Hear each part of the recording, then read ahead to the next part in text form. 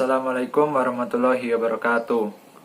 Perkenalkan, nama saya Abi Hakim Amanullah dari S1 TT07E, NIM saya 19101143. Dulu waktu SMA, saya memiliki cita-cita untuk menjadi anggota polisi. Namun takdir membawa saya ke kampus ini untuk menjadi engineer. Semoga saya bisa menjadi engineer yang sukses dan berbakat serta berguna bagi masyarakat. Dan juga saya dari dulu berkeinginan untuk menjadi pengusaha muda yang sukses. Amin. Doakan saja. Semoga saya bisa sukses dunia akhirat bersama teman-teman semua. Di sini saya akan menjelaskan tugas praktikum algoritma pemrograman modul 3. Langsung saja ke pembahasan. Di sini saya akan menjelaskan praktikum algoritma dan pemrograman modul 3, yaitu konstruksi dasar pemilihan. Pertama, fungsi dari selection yaitu untuk mengendalikan atau mengontrol arah dari sebuah proses. Cara penggunaannya yaitu apabila kondisi benar, maka pernyataan dilaksanakan. Namun apabila kondisi salah, maka pernyataan tidak dilaksanakan. Di sini terdapat 4 jenis konstruksi dasar pemilihan, yaitu pertama, pemilihan tunggal. Pemilihan tunggal digunakan sebagai penjalanan proses yang ada pada satu kondisi saja.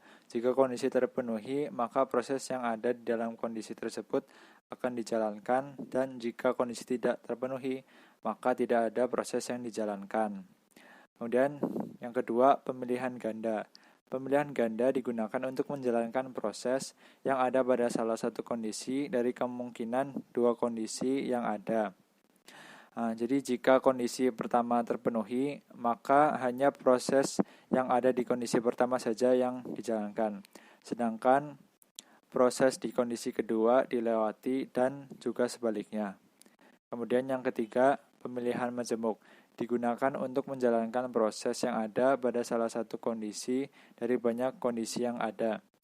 Jika kondisi pertama terpenuhi, maka hanya proses kondisi pertama saja yang akan dijalankan, sedangkan proses kondisi lain dilewati. Dan yang terakhir, yang keempat, yaitu pemilihan bersarang.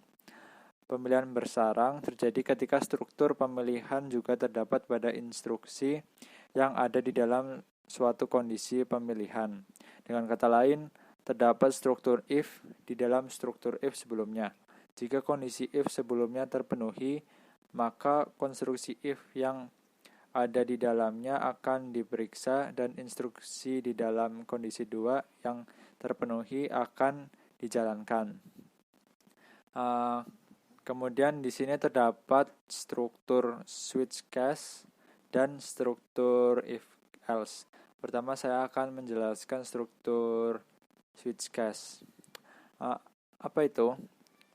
Yaitu salah satu bentuk percabangan dan merupakan pernyataan yang dirancang khusus untuk menangani pengambilan keputusan yang melibatkan sejumlah atau banyak alternatif penyelesaian. Perintah ini digunakan sebagai alternatif pengganti dari sintaks if-else dengan else lebih dari satu. Sedangkan struktur if-else yaitu percabangan yang digunakan saat ketika memiliki dua pernyataan yang akan dijalankan dengan syarat tertentu.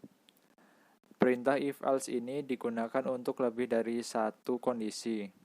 Perbedaannya dengan switch case yaitu jika switch case kondisinya hanya dinyatakan dengan bilangan bulat atau karakter atau string, sedangkan if-else dapat digunakan opsi seperti kurang dari, lebih dari, kurang dari sama dengan, dan lebih dari sama dengan.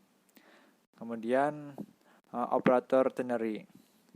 Operator ternary atau biasa disebut dengan operator kondisional adalah operator khusus yang digunakan untuk mengevaluasi ekspresi logika dan melibatkan 3 buah operan dalam prosesnya.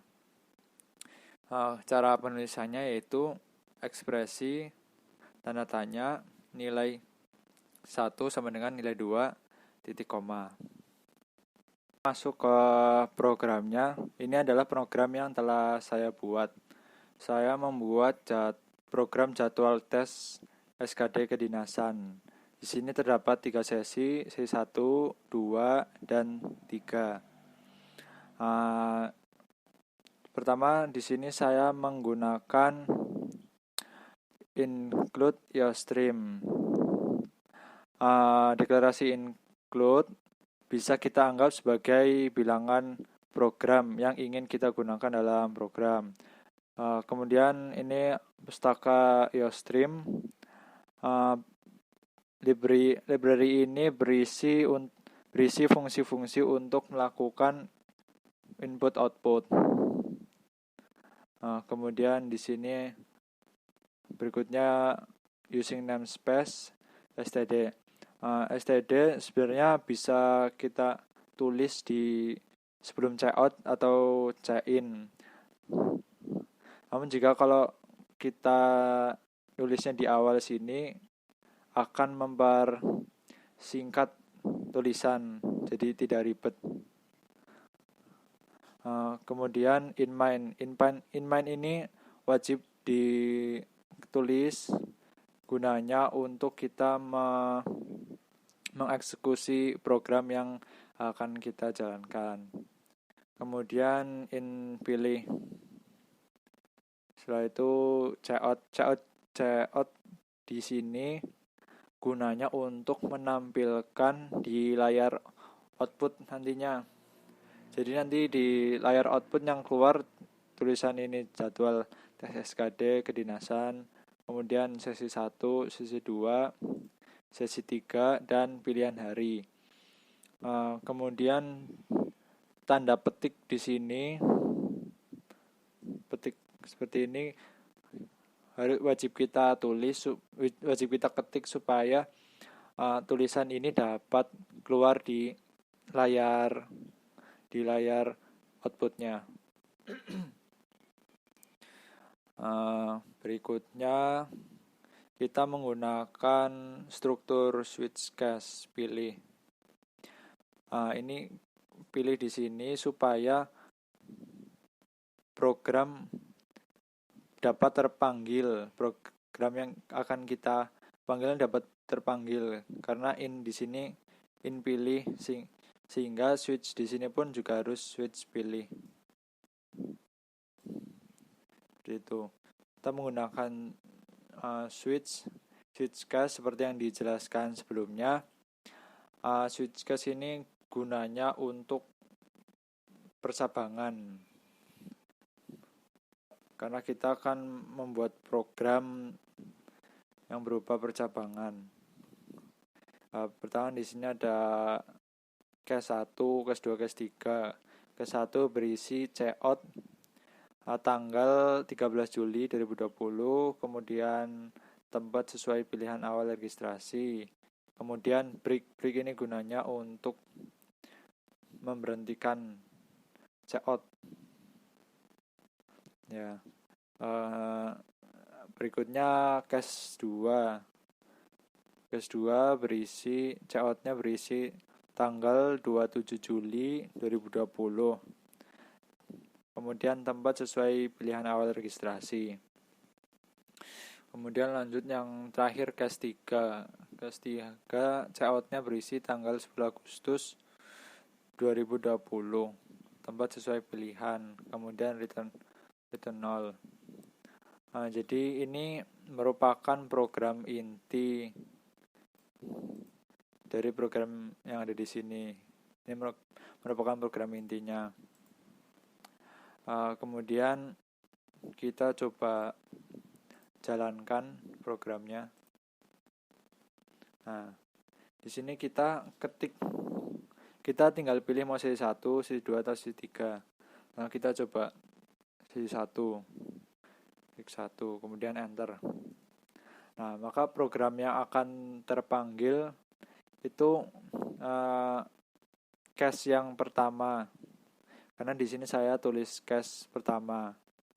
Jika saya tulis case 2, maka maka case yang pertama ini akan terlewati dan langsung ke case 2. Case 2 nih. Kan tanggal 27 Juli 2020. Nih, case 2. Begitu juga dengan case 3. Jika kita klik sesi 3, maka yang terpanggil case 3-nya. Jadi case yang pertama ini 1 dan 2 terlewati langsung ke case 3. Seperti itu.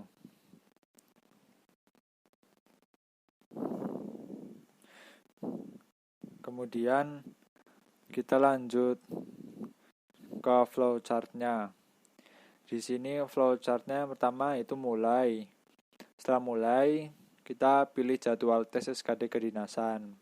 Kemudian lanjut ke pilihan sesinya atau pilihan case-nya. C1, 2, atau 3. Ini T artinya tidak, Y artinya iya. Jadi kalau kita tulis, misalnya kita tulis sesi 2, maka ini langsung ke sesi 2 yang sesi 1-nya terlewati.